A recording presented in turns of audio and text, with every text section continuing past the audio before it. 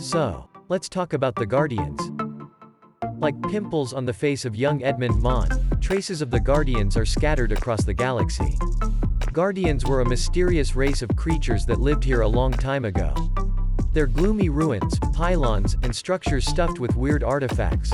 All this ignites the researcher's ardor, the engineer's curiosity, and the greed of the tech broker. And it seems they knew a thing or two about space, technology, and wacky landscape design. Ram Tah, the engineer, got tired of making nuts for limpets. So he decided to collect artifacts and data from the ruins. Finally, after several sleepless nights, and probably boxes of Lavian brandy, the engineer found a way to decipher all this. As a result, he got an additional source of income, and the entire galaxy got a set of rambling tales about aliens who lived a long time ago. So, the Guardians were humanoids who lived here from about 1 to 2 million years ago. We don't know for sure. It looks like somebody has dropped the calendar on the floor, and a few new scratches introduce a small error in dates.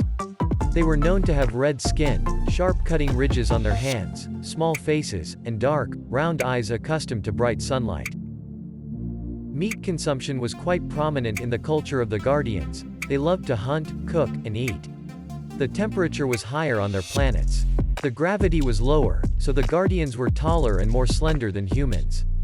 They did not like the cold weather, as they quickly froze, but their eyesight and hearing were much better than ours. Apparently, they also had ladies and gentlemen, and they gladly used this circumstance both for pleasure and procreation. They could become sterile at will, which gave them complete birth control and led to huge savings on contraceptives. Although no one forced them to procreate, the Guardians had to give birth to a child at least once in their life for the genetic line to continue.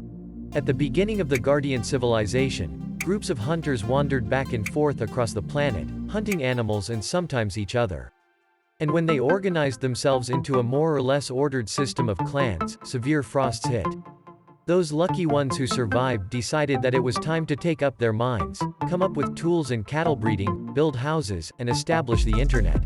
The Guardians were good at animals as hunters, so it didn't take long to domesticate and breed livestock.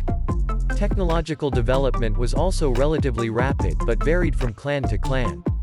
When somebody invented a tool for one clan, other clans immediately began to envy, which could not but lead to the emergence of the first conflicts. At first, the conflicts were solved by fair fights when the champions of both sides came out and fought on equal terms.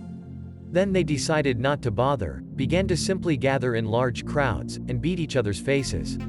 Later they switched to biological wars, focusing on the invention of harmful sores and frantically looking for a way to cure them afterward. Due to constant wars, the extinction of the race was imminent.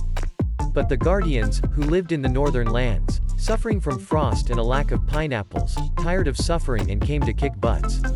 Then, being more angry and motivated, they took control of the southern loafers with ease and grace. As a result, life, in general, began to improve. Under the wise guidance of the Northern Guardians, crafts, culture, and science flourished.